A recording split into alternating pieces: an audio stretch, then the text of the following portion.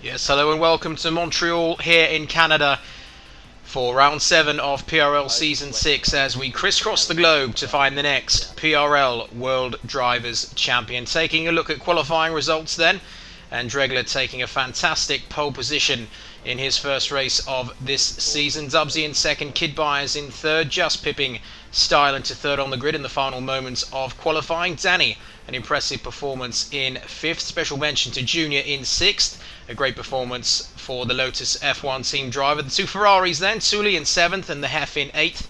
And Cartdude not setting a time in qualifying. He disconnected, unfortunately, before the session was completed, and that meant a restart, a rolling start as well. So lap 1, and unfortunately, I'm sick of doing that voice. God, how bad's that? Okay, here we go. Trevor here with you this time, folks, not some posh English-sounding commentator. Now, this is the rolling start, and have a look at that. I've made a complete shambles of that, haven't I? I just smacked Dubsy from behind. He went off the track, and I tried to slow down for him and let him back through. As I come around lap 2 now. Go around again. Go round again, Danny says. So time for another formation lap, but that's, you don't want to see that. You know what they look like. So here we go, take 2 of the rolling start then, coming into the right left-hander. And I'm just, I'll tell you what, the boys at the front there caught me napping. Dregler and Dubsy were off as I use up the rest of my curves across the line there into lap 3. First official lap of the race, I suppose you might say, as Stylen has a bit of a cheeky look there. Someone saying to someone else there, I think that might have been Tooley, who just sets the fastest lap of 1:34.3. Boy, he had some early pace in the race. No, just being sarcastic. Is lap 3 then, so it's Dregler and Dubsy battling at the front. You can see they've swapped places there as lap 6. Now we have a funny incident here. Dregler and Dubsy are having their own little battle, and you can see that they don't even get close really, and Dregler just sort of peeled off to the left. I actually thought he went into the pit lane there, but he didn't. And Stylen's made the most of that. Have a look at that. I think I might have got a tap from Stylen and Dubsy as well, the 2 Red Bulls, and I've entered back onto the track as well, right in the path of Danny, as Dregs just comes back through then, no worries at all. So apologies to Danny there for entering the track without any consideration for anyone that was coming the other way. As we fast forward to lap 8 then, these option tyres are absolutely... They've absolutely had it, haven't they? As you saw Dubsy's pit crew off to the left there, into the pits then. First of 2 stops this afternoon. Options come off, primes go on, away I go then. 3.1 seconds, down to 5th place, down to 6th as Dregler goes through. And my KERS is actually offline. I had a shocking time during the race. You can see there on the right, my KERS is offline, so I can't use that in my attempts to pass Dregler.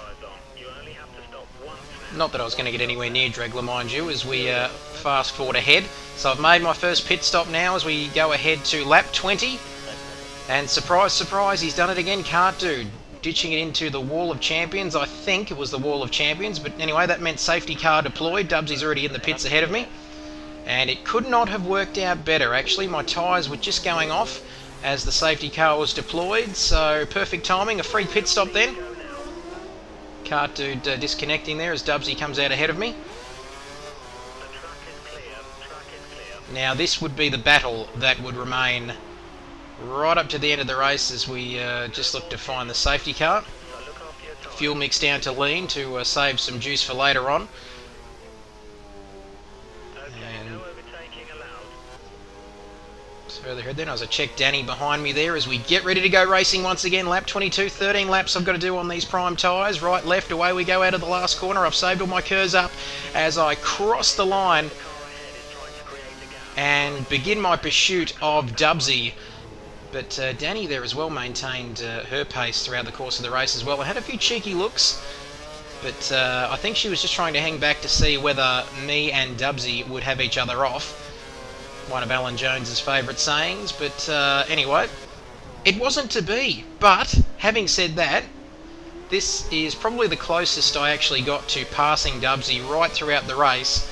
He had a 10-second penalty, and so did Dregs further up the road. But you can see there on the right-hand corner, the DRS is gone, but I'm trying to make it look like I still have it here as I try and use my KERS. I ease off a bit, and no real option there. I decided to go across and avoid the contact, which slowed me down. But in the end, I just let Dubsy back through those, so there was no controversy or need for the stewards to get involved, no penalties or nothing.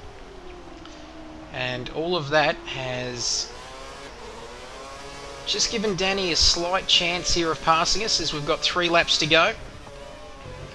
These prime tyres lasting the distance. Tyre wear not much of an issue, as the last lap now. My engineer actually told me that Dubsy had a 10-second penalty, which made me sort of drop back, but in turn it really wasn't in hindsight it wasn't a smart idea, as Dregler also had a 10-second penalty, which meant that I could have got the win. But anyway, second place is a good result in the end after the disaster that was Monte Carlo. And the final results are there on your screen. Dregler, 1 race, 1 win, fantastic for him. Kidbyers in second. Danny, a fantastic podium for Danny there in third position. Dubsy 4th. Junior in 5th. What a magnificent performance by Junior for the Lotus F1 team. Styler in 6th. Disappointing for him. He lost his front wing late in the race. The Hef and Tooley, where they started actually, and Cart Dude in last place. Of course, disconnecting in qualifying, crashed in the race, but this man, I have a lot of time for him. He is an absolute gem, one of the legends of online racing, and boy, do I love that man right there. Not in that kind of way though, as we are just about out of time, folks. We've got a week off, so enjoy your week, whatever you're doing, and we'll see you in a couple of weeks' time for the British Grand Prix.